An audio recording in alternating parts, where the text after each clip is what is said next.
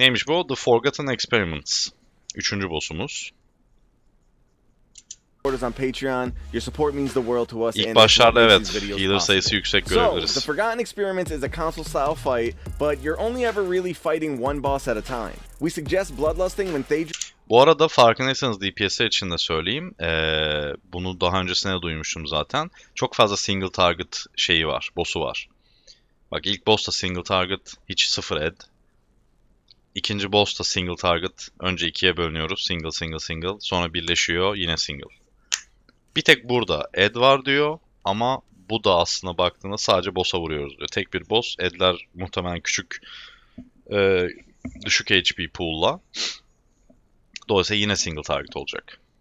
becomes active in Phase 2 because he puts more and more permanent dots on players the longer he's alive. Yine now, dot. in Phase 1, you fight Neldris first. All of her mechanics are pretty simple. There's a randomly facing frontal to dodge, Frontal an attack, AoE roar that you need to dojluyoruz. run away from, and a charge that goes between a few marked players. AoE vuruyor herhalde olduğu bölgeye. An AoE Şu. Billowing Roar galiba. Bundan kaçıyoruz, uzaklaşıyoruz tüm raid olarak. roar that you need to run away from, and a charge that goes between Charge'lıyor. Birkaç kişiyi targetlıyor. Kaç? 1, 2, 3. a few marked players. The boss Tık tık damages tık. and applies a bleed to anyone in the path of the charge, so Ha. make sure to... Bu şey taktiği. Boss'u mekaniği. Neydi o? Halls of Valor'daki Fenrir var ya. Fenrir'de de aynı ya. Dot bırakıyor üstüne ve yol üzerindekilere de dot bırakıyor. Dolayısıyla yol üzerine durmayacaksınız. Şeyi alan, marka alanlar dışarıya çıkması a few lazım. marked players. The boss damages and Tick, applies tick, a tick. bleed to anyone in the path of the charge, so make sure to never be in between the marked players. And you could even have a designated spot that the marked players go to, Aynen, but marked it's probably player'lar not için that bir big of a bölge deal. belirlenir. There's Oraya also a gidilir. tank swap mechanic where the boss is Tank swap mekaniği, Infuse Strikes. The expanded attacks inflicts 28.000 arcane damage every 1 second. This effect stacks. Touching another player affected by Infuse Strike removes all application and causes an infused explosion.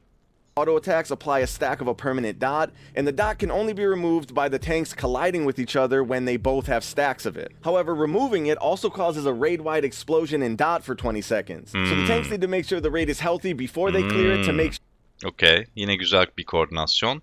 Tanklardan bir tanesi işte belli bir siteye kadar çıkacak. Demin 8 örneğini gösterdi. İşte burada bir tanesi 8'e çıkıyor. İkinci boss'a geçiyor. İkinci boss tanklıyor. Off-tank tauntlıyor. O da 8'e geliyor. Sonrasında bu debuff'ı şey yapmak için, silmek için iç içe gelmeleri gerekiyor. İç içe geldiklerinde de bir explosion, infuse explosion oluyor. Dolayısıyla bunu raid health'ine dikkat ederek yapmaları gerekiyor tankların. Artık normalda Heroic'te bunu nasıl becereceğiz PUBG'da bilmiyorum ama normal guildler için standart bir şey. İyi bir iletişimle halledilir. Raid'in uzaklaşması gerekiyor çünkü. Ki raid tanks wipe yemeyelim. colliding with each other when they both have stacks of it. However, removing it also causes a raid-wide explosion in dot for 20 seconds. So the Bayağı da tanks need to make vuruyormuş. sure the raid is Ve bir healthy dot before they veriyor. clear it to make sure no one randomly falls over. When Neldris dies, Thadrian becomes active starting Phase 2. This boss's main mechanic is a Bu ilk fazmış. İkinci faza geçtik. İkinci fazda da Thadrian. dispellable dot that goes out on a random player that slowly ramps up in damage. When you dispel this debuff, it jumps to another player, resetting the ramp damage as well as spawning a circle on the ground that players need to avoid. Because of this, you don't really want to be just spam dispelling the debuff. Instead, let the damage ramp up for a while between dispels so you have less circles to deal with. Debuff, it jumps to another player, resetting Okey, dispel böyle bir debuff alıyor 3 tane oyuncu. Bunu dispel yaparsak diğer oyunculara şey yapıyor, sıçrıyor. Dolayısıyla sürekli dispellemeyin diyor. Belli bir damage gitsin, ondan sonra dispelleyin ki her tarafta boklar çıkmasın diyor. Inflicting 12.000 arcane damage every 2 seconds and growing in over time. The energy brief then explodes, inflicting arcane damage to players within 12 yards. 12 yard içindeki herkese explosion vuruyor. Ve erratic remnant bırakıyor. Bunlar herhalde. Jumps to a nearby player and applies unstable essence. the ramp damage as well as spawning a circle on the ground that players need to avoid. Bu avoidlamamız şey yaptığımızda, dispel yaptığımızda bu avoidlamamız gereken circle'lar çıkıyormuş. Dolayısıyla ne kadar fazla dispel yaparsak o kadar çok circle çıkacağı için dispel spam yapmayın. Belli bir seviyeye kadar gitsin. Ondan sonra dispelliyorsanız dispelleyin diyor. Really want to be just spam dispelling the debuff? Instead, let the damage ramp up for a while between dispels so you have less circles to deal with. Aynen. The boss keeps adding more of these debuffs too, so a really good way of dealing with this is having the players with the debuffs stacked together and get mass dispelled by a priest whenever you want to reset the damage. This Mantıklı. strategy is Çünkü belli bir yerden sonra daha fazla şey oluyor diyor. Dispel gerekiyor diyor.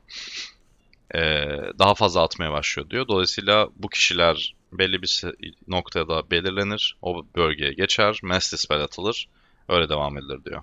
even better on heroic because dispelling the debuff on heroic also spawns an orb that you have to kill. If left alive, it keeps casting unavoidable damage on the raid. So Heroic'teymiş bu orblar. Heroic'te spawnlanıyor. Normalde muhtemelen spawnlanmayacak. Heroic'te bu orblar spawnlanıyor. Dolayısıyla bu orbları öldürmemiz gerekiyor. Öldürmezsek keeping the orb spawn synced up and stacked together might make killing them even easier. Also, when the boss gets to full energy, he channels raid-wide damage for a Ekstra few bir damage seconds. dedi de And onu on kaçırdım. heroic, this channel causes any existing orbs to pulse additional raid damage. So you should for sure try and avoid spawning any orbs. Violent Eruption atıyor boss. Eğer ki etrafta o biraz önce kesmemiz gerekiyor dediğimiz orblar varsa onlardan ekstra damage vurmasını sağlıyor. Dolayısıyla hem kendi vurduğu damage var hem bir de orblardan ekstra bir damage var. Dolayısıyla orbları biraz önce işte burada debuff alanlar stacklensin, mass dispel atılsın dedik ya. Mass dispel atılıyor. Mass dispel atıldığında orblar spawnlanıyor. Yakın oluyor ki birbirine. Dolayısıyla daha rahat kesilsin. Cleave AoE. Yoksa bu Wild Eruption'la When the boss gets close to muhtemelen full raid energy. wipe yenir çünkü The only other vurduğu damage mechanic çok this boss yüksek. has is a cast that spawns a bunch of swirlies to dodge and the same tank swap mechanic as the first boss. When Thadrian dies, the final boss Ryan becomes active starting phase 3. First thing is that the dispellable debuff from the previous boss carries over for the rest of the fight. Bir önceki boss'taki dispel mekaniği buraya da devam ediyor. Dolayısıyla orb summonlanacak Heroic'te. Dispel olduğunda onu muhakkak öldüreceğiz o orbu. Now this boss channels damage into a few random players, then leaving them slowed and pulsing damage to anyone in a small circle. So stay spread out until it goes away. The boss also spawns these Okey, şu circle'ları atıyor. Channeling bir damage'ı var ve slowluyor. Dolayısıyla circle alan raid dışına. golden orbs that constantly try to get to the boss and give him a huge shield. So everyone needs to help knock the orbs away by running into them in the opposite direction of the boss. Şu kırmızı ne ya? Sarı orbları spawnlıyormuş. Bu boss'a gitmeye çalışıyor. Boss'a giderse çok büyük bir shield veriyor. Kalkan veriyormuş. Dolayısıyla bunu knockback yapmak için birilerinin sürekli önüne geçmesi gerekiyor. Ne kadar damage vuruyor? Genelde bu tarz mekaniklerde debuff alırsın. Dolayısıyla tek bir kişi yapamaz falan da bilmiyorum They bunda. don't despawn and he keeps Yo. spawning new ones, so these can get a little hectic towards the end of the fight. And finally, when the Tek boss kişi gets to full yapabiliyor. energy, he jumps to the Okey, tek kişi yapabiliyor ama sürekli yenileri spawnlanıyor diyor. Dolayısıyla sürekli takip etmeniz gereken mekanik diyor. Bu range'lerin yapacağı bir iş. front or back of the room and cast a milliye deep kalırsa breath down çünkü one of three sıkıntı. sections of the room. And he does this twice in a row. Getting hit by this basically one-shots you, so make sure to stop what you're doing. Drakter'lerin bu ability'si güzel zaten.